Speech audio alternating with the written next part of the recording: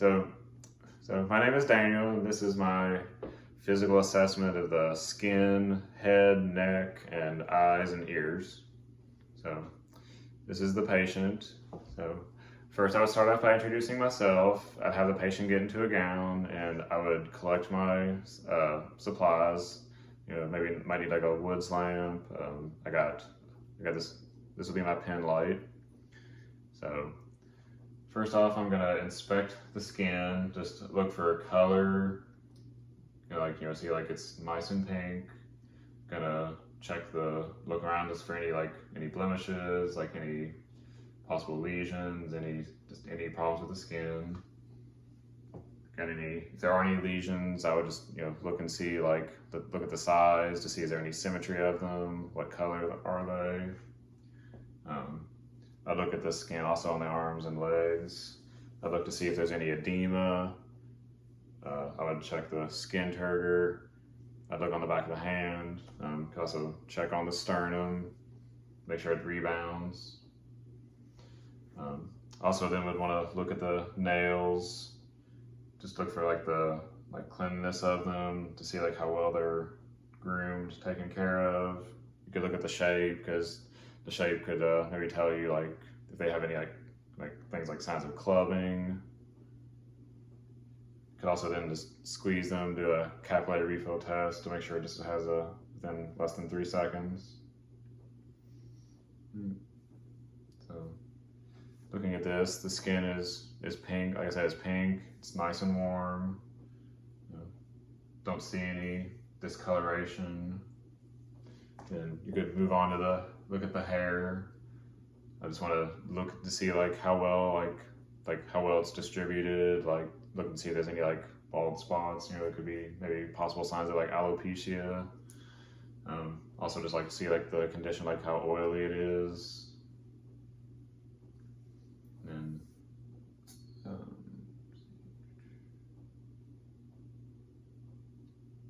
could also look inside the scalp for any lesions might be possible. Can feel the head for overall. Just look and see is the shape normal? Is it cephalic? Could also just look for symmetry. And then I would move on to the eyes. So I'd start by looking just at the eyelids. They look symmetrical. Look at the sockets. The eyes look like they sit correctly. So first I would just use my pen light here to check for the pupil reaction.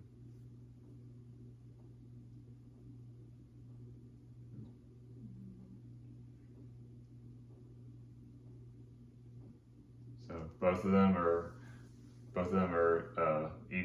equal reactive round or reactive to light and accommodating. Sorry. So then I would then have you also do a visual acuity exam. So for that, you just use a Snellen chart. For that, I'd have them stand 20 feet away. Use both eyes. Just read the furthest down line that they could. Then you'd cover one eye, have them read the lowest line that they could, and then cover the other eye and read the lowest line they could.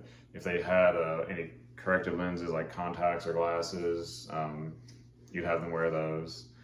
After that, you just would then have them stand, do a near sight exam. So just do that one. You'd have to do the same thing, but just have it be 14 inches away.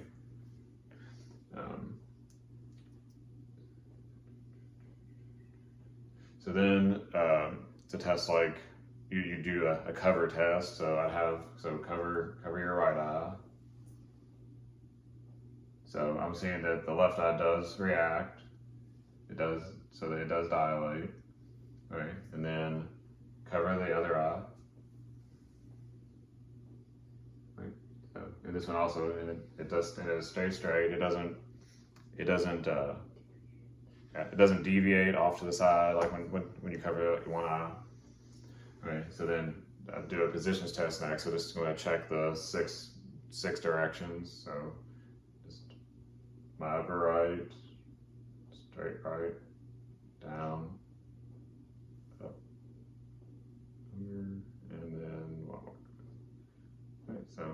follow all those. Okay, so just looking at, and then, so now I'm just gonna look at the conjunctiva. So pink, look at the sclera, make sure it's white, it's not, sometimes if you have signs of jaundice, then they could be yellow. And look at the upper lids. Sorry. So sclera is white, conjunctiva is pink.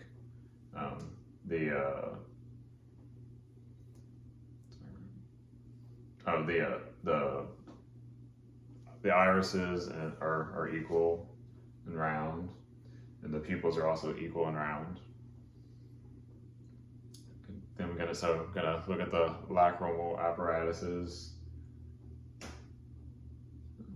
and just gonna palpate them, check for any drainage.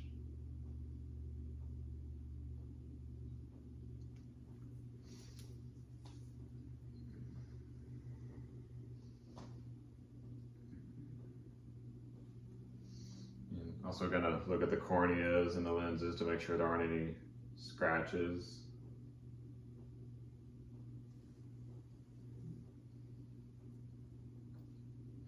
Right. So after doing an extraocular exam, I then would use an ophthalmoscope to do an intraocular exam. So obviously you don't have one of those lying around, but what I would use that to test for is I would just look for look at the red reflex that you would see on the inside, like looking back at the retina. You would also then just look for any lesions on the inside. Look at the vessels. You look to see if there's any macular degeneration.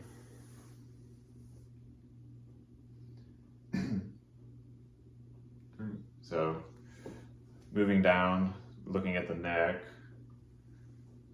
you look just like for any, make sure also look at the skin node, look for any lesions.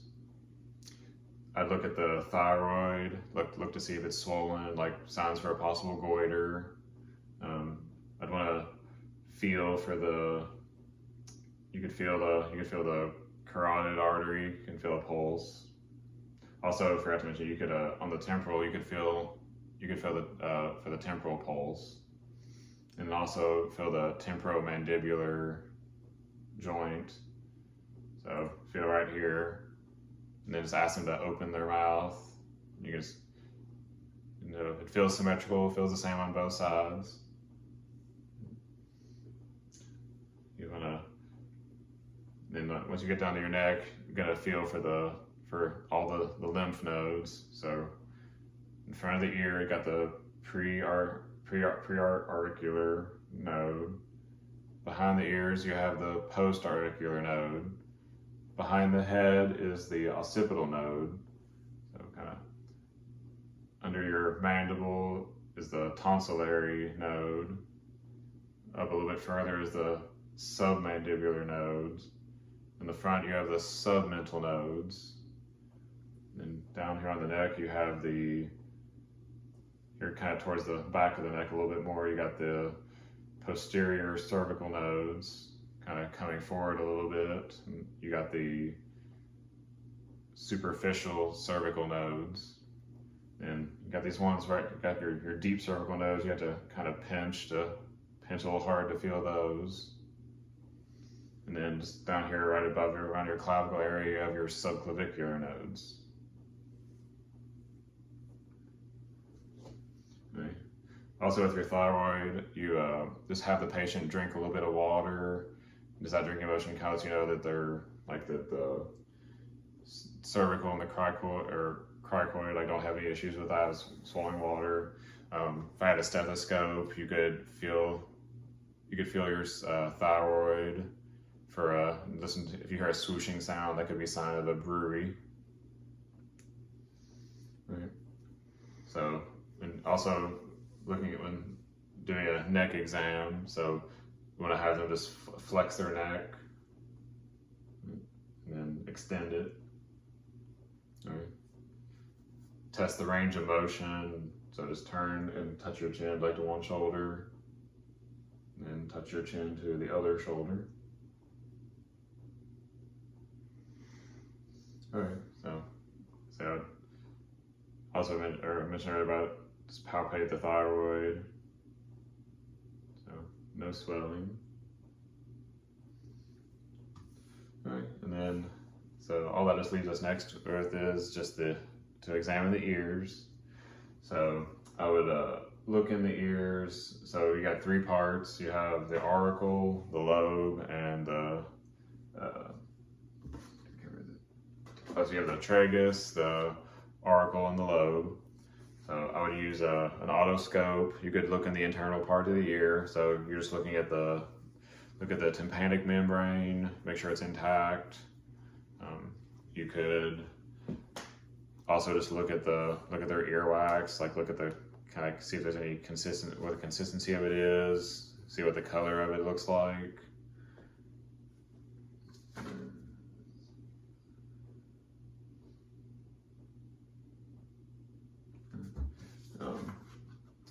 So you could also have the patient, while you're also looking at the tympanic membrane, have them do the Valsalva maneuver, so you can see if the tympanic membrane like flutters.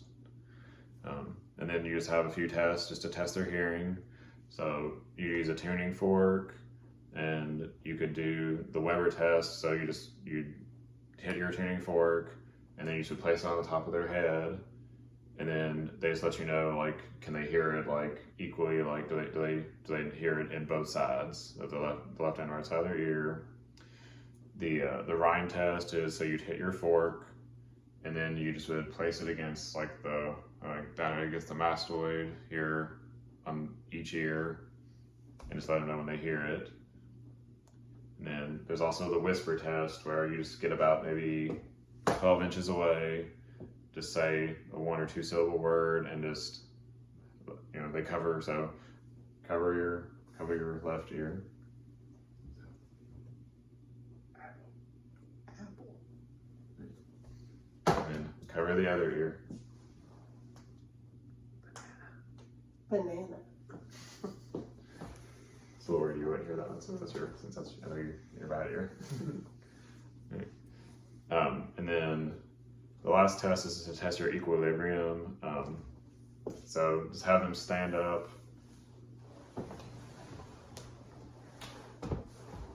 So just have them stand up and just have them stand straight for about 20 seconds with their eyes closed, and just to see if they don't fall forward or just move at all.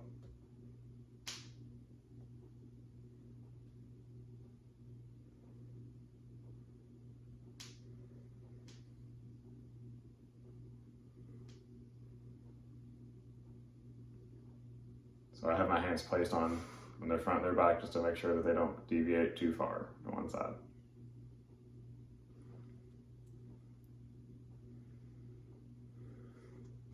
All right.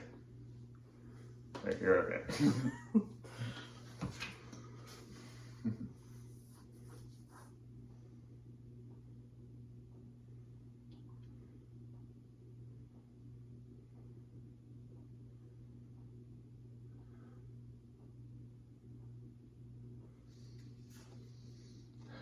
Okay, you can sit down, buddy.